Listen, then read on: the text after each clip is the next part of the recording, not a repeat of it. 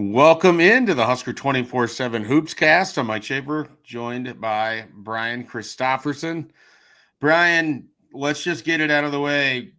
That was a terrible, ugly basketball game on Saturday.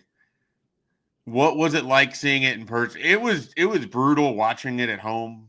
I mean, some of it is you're on BTN Plus, but that was a stink bomb of stink bombs on Saturday night as far as Nebraska basketball goes. They didn't lose, so there's the best part of it, but that's about the only good that you could say out of that one. Yeah, the offensive end was an eyesore. It wasn't just missing open shots. They're 4 of 22 from behind the arc, but also some guys that normally finish around the hoop were throwing up some bricks. You know, it was Brice got to the bucket sometimes, and it just didn't finish like he normally does. And Gary started really cold. Gary ended up with 11 and Brice had 10, but it was just sort of a tough sled the whole way.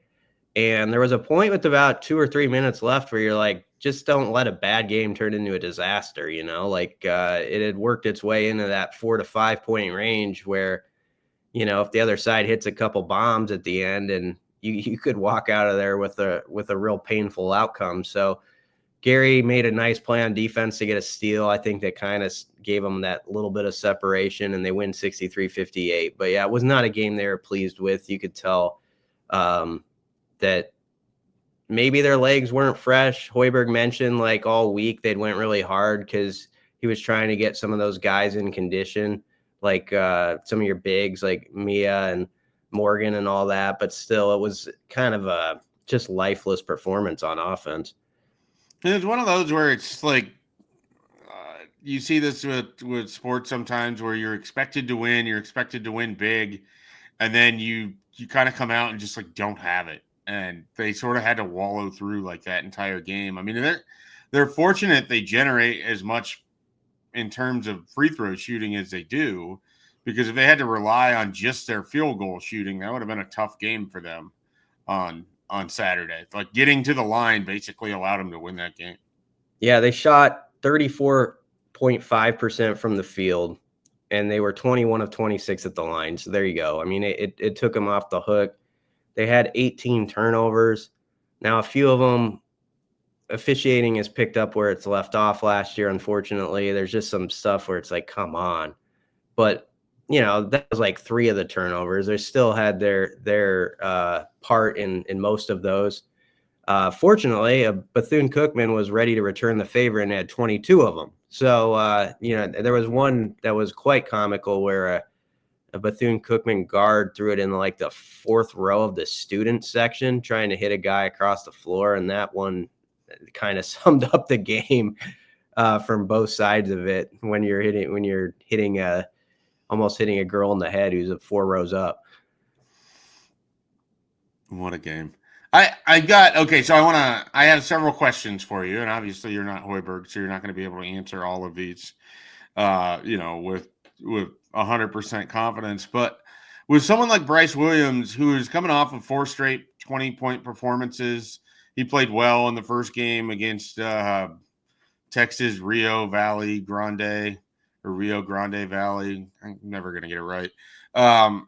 Played, well at the end of last year.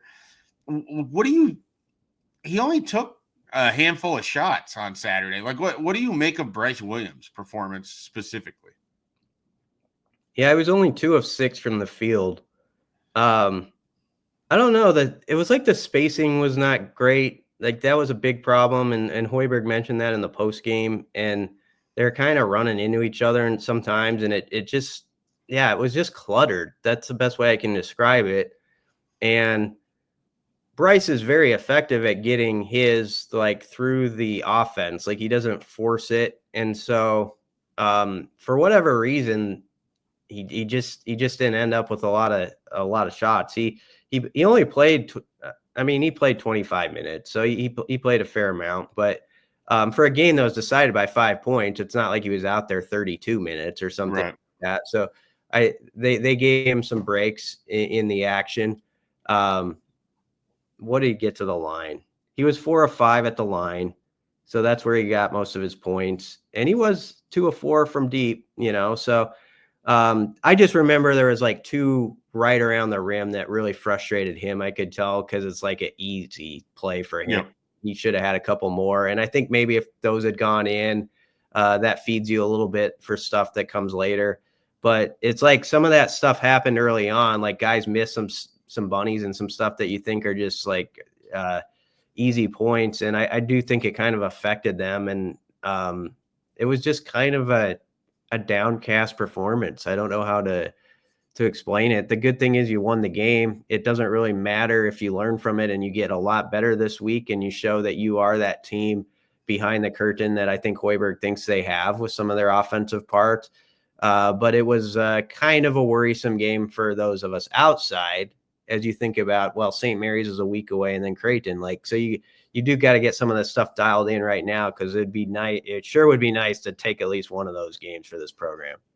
When you kind of look at Nebraska's roster, do you think they have settled on like who their top 8 guys are at this point in time? Or do you think some of Saturday was playing different rotations to see what your different looks are and how far down the bench you go? Yeah, they've played 10 so far, and it feels like you could kind of name who obviously Jawan, Brice, Raleigh. They started Braxton and Berke. But Asijan's got to be in your top 8. Sam Hoiberg, I think, just what he does on the defensive end. I think Griffiths is a guy you'd like to see come on as like that outside weapon to go with Asijan. And so we saw in the exhibition game, he hit 4 3-pointers, and I think they feel like he can bring that to the table. So far, I think he just has 1 make early on in the season, 2 games in. So there's not a lot of data. He's like 1 of 5. But if he could hit a couple like shots, like he's the type of guy, like when they play St. Mary's, for instance, like if Gavin Griffiths comes off the bench and gives you a couple makes behind the arc, that's huge, like just sort of like different type of guys. I'm not saying they're the same, but like Wilcher, once in a while, you always thought like if Wilcher comes off and gives you like 8 points, that's a big deal. And so I think he could be someone like that. Still curious where it goes with Andrew Morgan. He played only 11 minutes this last game, 2 of 4 from the field. So he's a guy who's kind of where he could be in that top 8. So I think there's still a little elbows out for like who's the 8 or 9 sort of on the list. But the first 7 names I ticked off there are probably pretty well established. Yeah. I mean, it's a deep group because you still have Ulyss, it runs deep. And so then it's like, how much time is Braxton Mia actually going to be on the court? Does Andrew Morgan log more of your minutes as your big get there? Or does Berke do enough to justify playing as many? Like, so it's going to be interesting as he has to work through this because they have some guys that are sort of limited in what they are, but it doesn't mean they don't have value. It's just you have to utilize them in specific situations or maximize that value when possible. Yeah. Can Berke be sort of upgrade as a facilitator? I think is a big thing. Like he's a big who I do think can feed guys. Mm-hmm. But what made Rink Mass so effective last year with all that too, you really had to respect that on occasion he could go off like from deep. Right. And so it would really pull the guy up there. I mean, was it Ohio State game last year where he couldn't miss, and he had 34 or something like that. And he would have games like that where you really had to respect that. And so that's the part I'm a little worried about, sort of like if some of those guys have earned the respect of their opponents, that they can draw you out and you can get some of those back cuts and stuff like that. But yeah, Berke played 25 and a half minutes. So clearly like they see like something that can happen through him. The best question, and he got complimented for it, and I'm not saying it because Hoiberg said it, but Wilson from the World Herald asked a really good question yesterday, and it was basically, what's the balance between like a knee-jerk reaction, sort of like you feel like some things aren't quite right on offense or you got to switch stuff up, or like your kind of belief just to, like continue along to be better. And that's something I think Hoiberg's really weighing right now. He said, "Do you see these bags under my eyes?" That's a great question. That's what I'm thinking about, But I do think he believes that they have not played on the stage like they have outside, or like he thinks they can when they're in their practice gym. And so, they just, if you're going to bring it out Sunday and forward, I mean, start with Farleigh Dickinson on Wednesday, but, play that way against St. Mary's and maybe you start to connect on some things you have behind the scenes and you bring it to the court in Sioux Falls. All's forgiven. Like I said, no one's going to remember this game that was 63-58, just if you can improve on it. Yeah, I don't even know if the fourth graders that were playing at halftime are going to remember that game.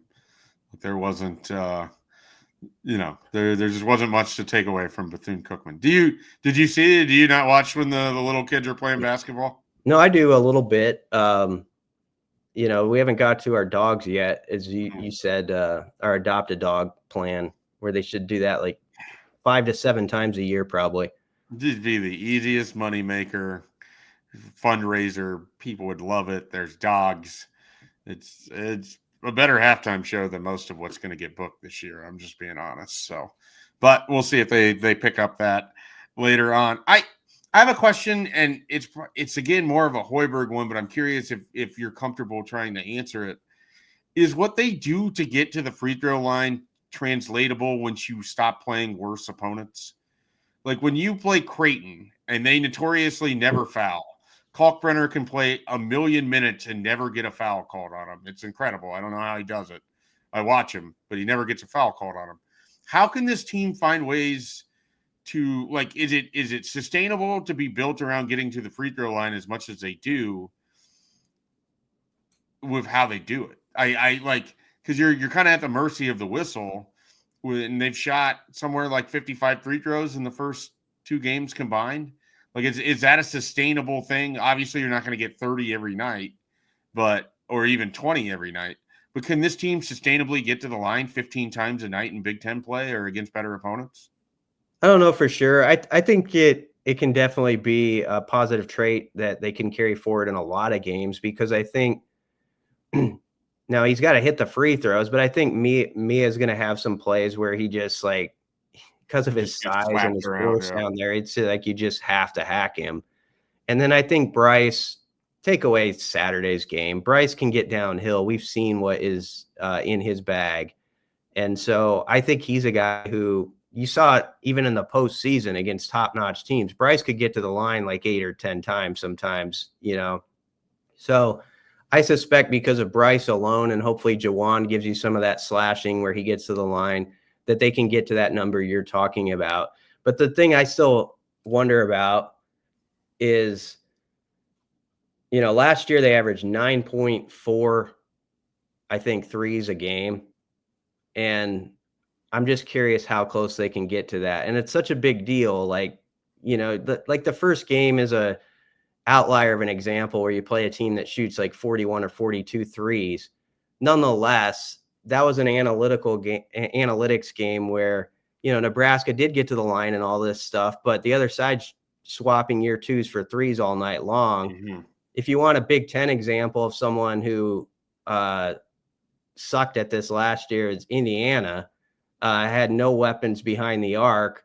And so anytime Nebraska played them, is like, we'll take that matchup, because it's like, you knew Nebraska, even if things started slower, they had a bad 4-minute stretch, they were going to make it up by just how many threes they hit in comparison to their opponent. And it would cash out over the course of the game. And I still worry about that a little bit. I know that's why I bring up Griffiths, like hitting a couple, like in a siege and getting going for 2 or 3 per game. I think that's a big deal to have that connected to, getting the line 18 times or whatever. Yeah, no, I think that's fair. Is there a player that you're most interested in over this next kind of 2-game stretch, or that you think could be critical as far as it relates to Nebraska's efforts to try to beat St. Mary's and Sioux Falls on Sunday? Yeah, I think Asijan to me is like, he's that. Where I'm at with it, yeah. Asijan on Sunday, like if he has a game where he hits 4 threes or something, it could be a big deal. Now, St. Mary's, if you look at their results, I haven't dug inside the games, of course, but they played like Townsend and won 76-69, and they won another game by like 12 points. So it's not like St. Mary's has just been obliterating people. So I don't know exactly what they're going to bring to the table. But I think Connor's a guy who, if he could get going this week and give you like 14 points or something like that on Sunday, that could make all the difference. So he's one guy I think of. Raleigh, I thought in the first game showed he can have that steady hand and really control a game. And then his second time out, it probably was a performance he didn't love, like he had some turnovers and it wasn't his best work. And that was the thing. It was the veteran guys who sort of turned the ball over in that game on Saturday. So you just want to see that go away on Wednesday. You just want to see a crisp performance where they build a lead and then they don't let them back in, where it's a 16-point game and you step on their throat and you don't let this get down to 7 points or something. And you take it up to 25 and you coast from there. So that's what I think you hope happens Wednesday. All right, let's shift over to a little Husker Hooper action here. BC will give me some clues about a former Nebraska basketball player throughout the annals of time, and I will try to guess who that person is. Last week, we had the dentist in Bronson Schleep, and BC was able to get it after a couple clues. So we'll see if I can return the favor here. The floor is now yours. I only got it because you said he was a dentist. Hey, look, it doesn't matter what the clues are. You got there. It doesn't matter that you only beat Bethune Cookman by 5. You won the game. You're better at this, and I think this is in your wheelhouse. So you might get this after one clue. This guy, do you like knowing right off the bat what year they played in? It definitely allows me to just go to the roster in my head. So, but it's you're calling it. So if you want to do that, if you want to do something else, it's entirely in your hands. I'm not saying any more than that. I'm not going to give you the year right away, but I'm going to say that it's kind of in your wheelhouse. I think so I'm not like saying Rich King or somebody from my era. Okay. I don't know that I think Rich King is your era either, but well, I was like 10. That's like, like how when you're a kid, you just gobble up sports like no other. That was when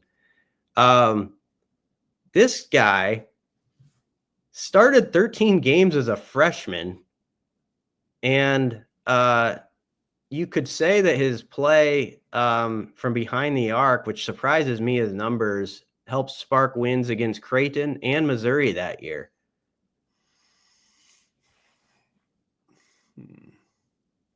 Doc Sadler team. Yeah, it feels like this is a 2006-2007 season. They beat Creighton that year. Is that right?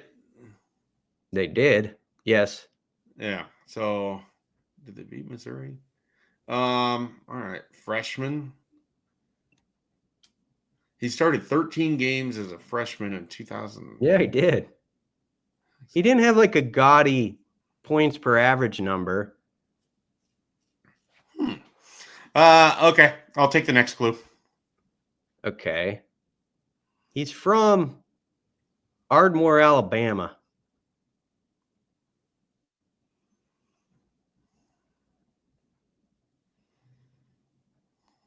And he hit. I got nothing there. I'm now like I'm struggling a little bit. He's got a sweet name. Really cool name. Both first and last. Great name.